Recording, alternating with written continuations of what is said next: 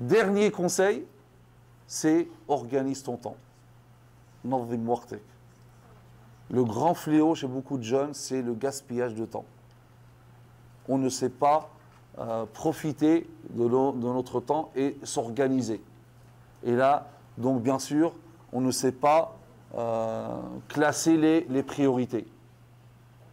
Donc, s'organiser, c'est-à-dire connaître ses priorités. Donc, tu as un projet dans la vie, tu fais des études, etc. Tu dois classer ou organiser ton temps en fonction de tes priorités. Hein, pour qu'aucun côté ne soit au détriment de l'autre. Donc, un temps pour la mosquée, et un temps pour les études, pour les devoirs, un temps pour le loisir, un temps pour la famille, etc. Mais tout ça dans un équilibre, hein, et selon l'ordre des priorités. Mais il ne faut pas perdre son temps. Le temps, comme dit l'imam Hassan al-Banna, al-waqtu huwa al-hayat. Le temps, c'est la vie. En Occident, parce qu'on est matérialiste, on dit le temps, c'est de l'argent. Mais en réalité, c'est beaucoup plus que ça. C'est ta vie. Parce que une seconde, une minute qui passe, c'est une partie de ta vie qui est partie. Hein, comme disait Hassan al-Basri, ce grand tabi'i, disait Ya ibn Adam, innama anta ayyam. Oh, toi, fils d'Adam, tu n'es qu'un ensemble de jours. فإذا ذهب يومك ذهب بعضك.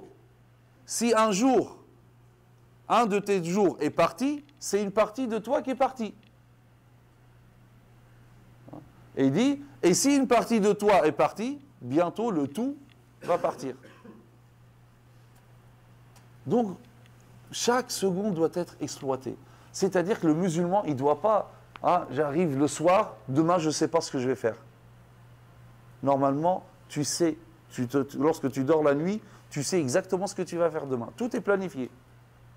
Tout est planifié. Un temps à la lecture, un temps au sport, un temps loisir, un temps visite, un temps kada. Mais je ne me réveille pas le matin. Qu'est-ce que je vais faire aujourd'hui? Hein? Quelqu'un t'appelle, tu fais quoi aujourd'hui? Oh, wallah, je sais pas, je galère, je sais pas quoi faire. Ah, qu'est-ce que tu fais de ta vie? Tu vas pas aller loin comme ça. Hein? Pour ça, le professeur sallam dit Ni'matani maghbounun fihima kathirun minan nas. Il y a deux bienfaits gâchés par beaucoup de gens. As-sihha wal faragh. La bonne santé et le temps libre. Deux bienfaits qu'on gâche. Et que finalement, on prend compte de la valeur de ces deux quand? Lorsque je les perds. Lorsque j'ai plus cette bonne santé, je dis, ah, à l'époque, je pouvais, mais je ne l'ai pas fait. Maintenant, je veux, et c'est trop tard, je ne peux plus. Comme disait Ibn Abbas par rapport à la science, Ibn Abbas, il disait, assis-toi là où ton nefs n'aime pas.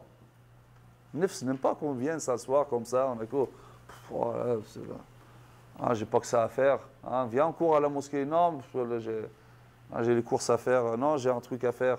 Hein, nefs n'aime pas. Ibn Abbas disait, assis-toi là où ton nefs n'aime pas. Car viendra un jour, hein, où ton nefs voudra, mais tu ne pourras pas. Un jour, tu voudras le rattraper. Ah là, maintenant je veux. Mais ah, trop tard. Trop tard, tu ne pourras pas. Donc, et le temps libre, pareil. J'ai du temps libre. Je vois des jeunes, des fois, ils se réveillent, al-dhuhr.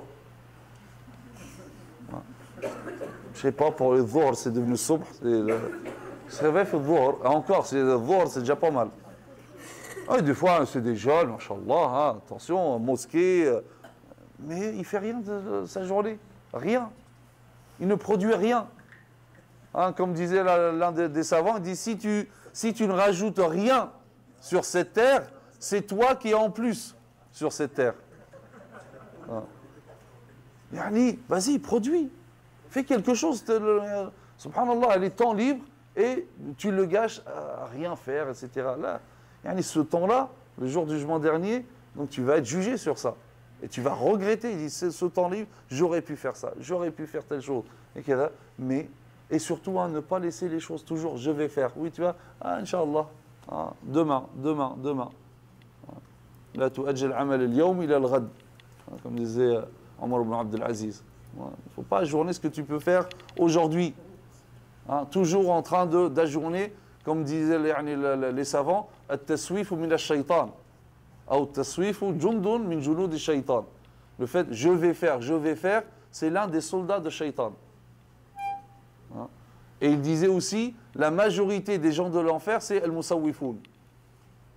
La majorité des gens de l'enfer, c'est ceux je vais faire, je vais me repentir, je vais prier, je vais faire un tel, je vais obéir à Allah Azza wa Jal. Inch'Allah, bientôt. Quand l'heure arrive, c'est trop tard. Donc il faut savoir s'organiser parce que, comme j'ai dit, le temps, c'est la vie.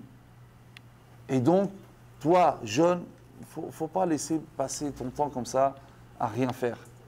C'est du gâchis, wallah, c'est du gâchis. Donc, il faut t'organiser. Tu ne te laisses pas. Demain, je sais ce que je fais, de telle heure à telle heure. Ensuite, je vais faire. Tous les jours comme ça. Ça ne veut pas dire qu'il n'y a pas de loisir, etc. Mais le loisir, il est inclus. Je sais à quel moment je vais avoir donc du loisir, ou je vais faire du sport, ou kada. Mais je ne me réveille pas comme ça le matin et je me pose la question, bon, qu'est-ce que je fais aujourd'hui, kada.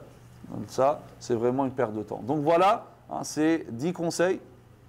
On essaiera, Inch'Allah, tous d'appliquer. Et vous partez avec ça, Inch'Allah, chez vous. Essayez de concrétiser cela. Prenez conscience. Vous êtes la majorité ici des jeunes, mais la jeunesse, ce n'est pas par rapport à l'âge uniquement. Comme disait Cheikh Youssef al-Qaradawi, hafidhallah, dit, tu es jeune tant que tu as un projet dans la tête. Dès lors que tu n'as pas de projet, tu n'es pas jeune. La jeunesse, donc, c'est d'avoir un projet dans la tête. Tu vis pour un projet. Tant que tu as ce projet, tu es considéré toujours comme jeune. Donc prenez conscience de votre rôle, de votre place, et l'islam a besoin de vous, si on peut dire comme ça, et votre communauté a besoin de vous, donc agissez. وسبحانك اللهم وبحمدك نشهد ان لا اله الا انت نستغفرك ونتوب اليك وصلى اللهم على سيدنا محمد وعلى اله وصحبه وسلم تسليما والسلام عليكم ورحمه الله وبركاته.